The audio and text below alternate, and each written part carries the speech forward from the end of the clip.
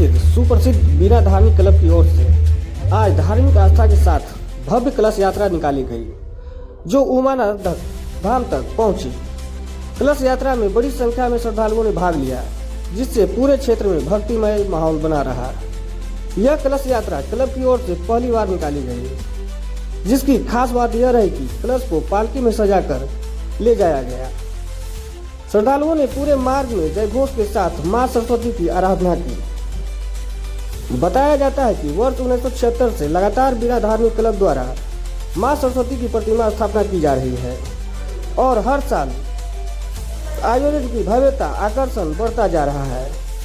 इस वर्ष भी सामाजिक सौहार्द और देश की मजबूती को दर्शाती नई नई झांकियां देखने को मिल सकती है। प्रतिमा विसर्जन के दौरान मां सरस्वती के दर्शन के लिए बाढ़ सहित आसपास के क्षेत्रों से हजारों श्रद्धालुओं की भीड़ उमड़ने की संभावना जताई जा रही है।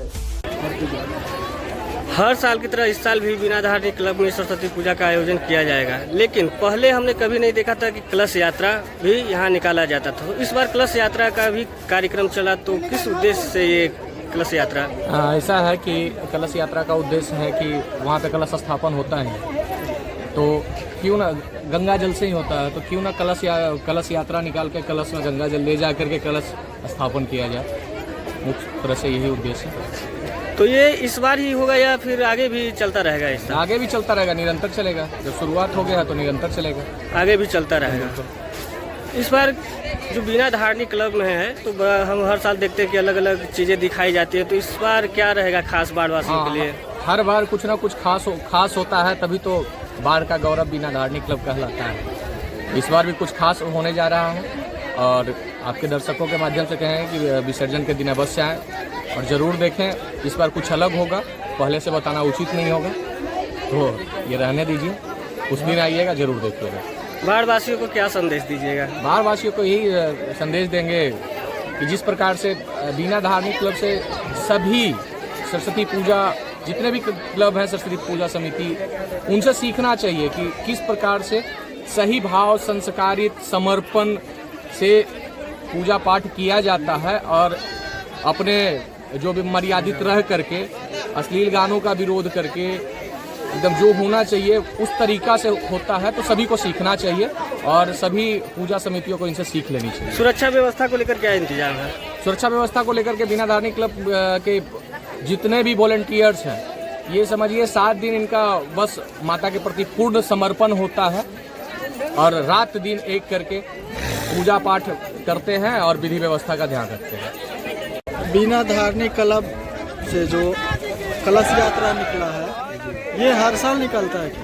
ये पिछले साल से ही निकल रहे हैं और अगली साल जो फर्स्ट हम लोग निकाले हैं और इस ढंग से कार्यक्रम करते रहेंगे आगे के लिए। तो फिर कलश यात्रा से शुरुआत करके और फिर माता का पूजा करना, क्या उद्देश्य है? माँ का यहाँ से हम लोग आगमन करके ले जाते हैं। माँ गंगा को आगमन करके ले जाने के बाद माँ के प्रांगण तक पहुँचाने का काम करते हैं और कल माँ का आगमन है वहाँ मंदिर में, तो कल से माता रानी का पूजा, प्रथम पूजा शुरू होगा। ये गंगा माता का आगमन से पूजा का शुरुआत ये पहला बार है या हर साल निकलता है? नहीं, हर साल होता है, लेकिन आज जो है विशेष रूप से हम लोग सभी लोग को लाए हैं कलश यात्रा में। क्या सोच के ये इस बार कलश यात्रा निकाला गया?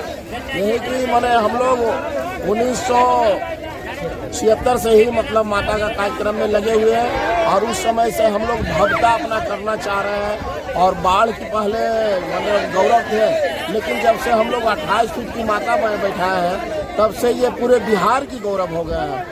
माँ बीना धार्मिक जो है बहुत प्रसिद्ध हो चुके हैं और इस सोच करके मतलब माँ का कलश यात्रा हम लोग निकाले हैं और साले साल निकलता रहेगा कलश यात्रा। इस बार माता का प्रतिमा का हाइट कितना रहेगा? माता का प्रतिमा का हाइट अभी हम लोग 15 फीट का किए हैं। 15 फीट जी। अगले बार तो इससे ज्यादा था। अगले बार 28 फीट की माता थे।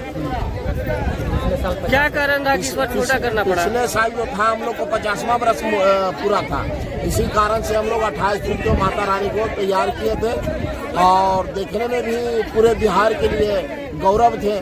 जो कि एक ये भी बुढ़नी चक गाँव जो है, इसमें शायद ही कोई होंगे बिना सर्विस वाले, लेकिन सभी सर्विसे मैन है इस गांव में। अच्छा, इस बार बीना धारणी क्लब में जी क्या खास है? खास यही है कि